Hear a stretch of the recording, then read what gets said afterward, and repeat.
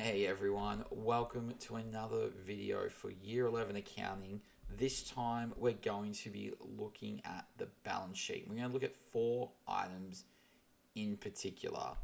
The first one is the bank account. We're going to figure out how to calculate the bank account.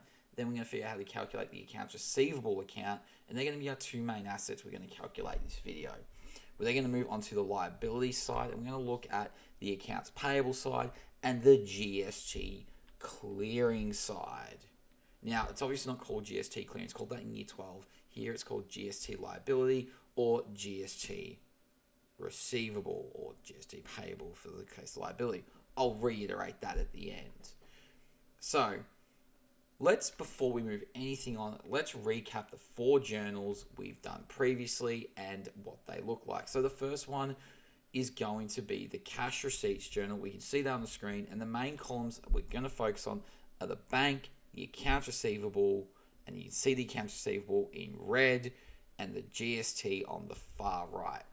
Likewise for cash payments, we can see the bank column highlighted below, the accounts payable in red, and the GST column on the far right. They're going to be our big cash focuses for today.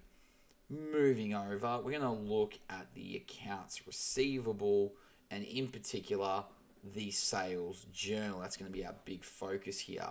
And you see here we've got fees, GST, total accounts receivable. We're going to focus on the GST and the total accounts receivable. They're going to be our big two focus points.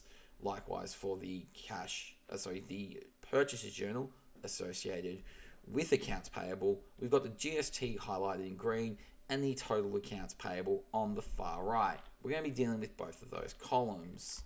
So let's jump into the first one, which is bank. How do we calculate bank? So I'm going to put both the cash receipts journal and the cash payments journal on the screen, and I'm going to focus on the total bank for the cash receipts journal and the total bank for the cash payments journal. So they represent the amount of money we received in the case of the cash receipts journal and the amount of cash we paid out in the case of the cash payments journal. And below here, I'm going to bring up a summary of the bottom of the statement of receipts and payments. And we have a look at that there. We can see it is very similar to the bottom of the cash flow statement, which is on the screen now.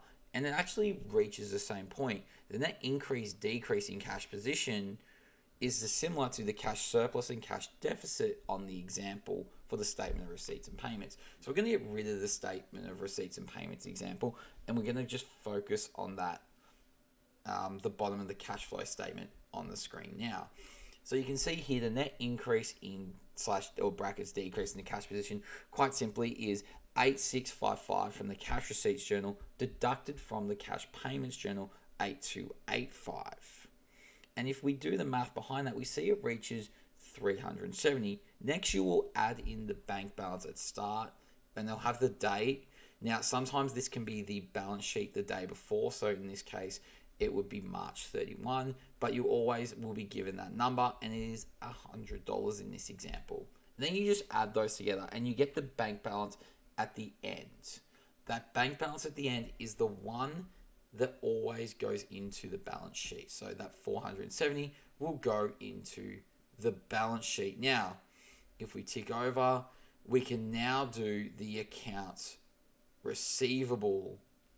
So quite simply, you can see here, we've got the sales journal up on the screen now and the cash receipts journal on the other part of the page. Now, the numbers I'm going to focus on here is the total accounts receivable of 6193 and compare that to the accounts receivable of 5742. So there are our two numbers we need to focus on. So if we bring up the formula here, it is accounts receivable at start plus your credit sales, and you need to include GST. And then we move over and you minus accounts receivable from the cash receipts journal. And then after that, you've got the accounts receivable balance at the end. And so we can see here again, we're using the numbers from the journal.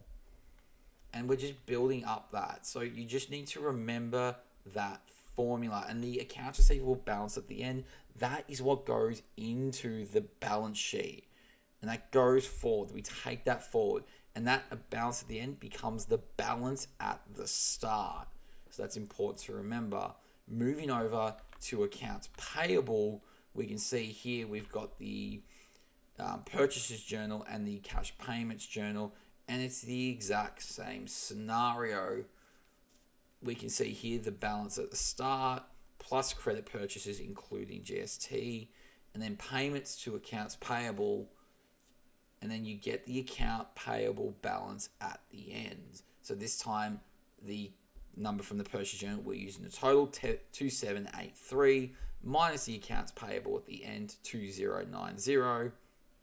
Also payments to accounts payable 2090, and you get the accounts payable balance at the end. And this also goes in the balance sheet as 1543.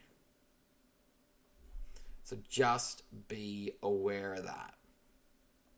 Now, if we have a look here, we can actually now do the GST. So the GST, that one requires a few more moving parts, but that is okay. And GST is the hardest one you get, but that is fine. And I'll do some rules around that. So what we need is the GST column from the cash receipts journal, the sales journal, and then on top of that, the GST column from the cash payments journal and the purchases journal. We need all those numbers, and they're on the screen now. Now we go balance at the start, and we can put whatever the balance is from the previous balance sheet. In this case, it was 200, for example. And then we add the GST from the credit sales or the sales journal.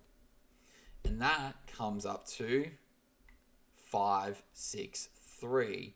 On top of that, we add the GST from the cash receipts journal, which is an additional 83. We add all those together, we end up on 846. We then deduct the GST we have actually paid. So we've already paid that liability. We've just passed on to a different business. And we get the first number, 253, from the purchases journal. And then the GST from the cash payments journal, which will be 145. Deducting both of those numbers, you see that we're left with 448, and that's a positive number, hence it is payable because we've collected all this GST at the top and we've only paid a little bit of it back. And so we owe 448. Now, if our answer was a negative, it would actually be a receivable because that means we've collected a certain amount and paid out more, which means the ATO would owe us money. Again, this number goes in the balance sheet. So this is a shorter than normal video, but thank you for watching along.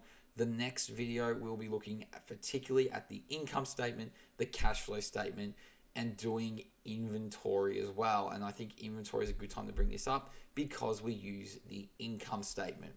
So on that note, for more accounting videos, please do like, do share, do subscribe, and I will see you next time. Later.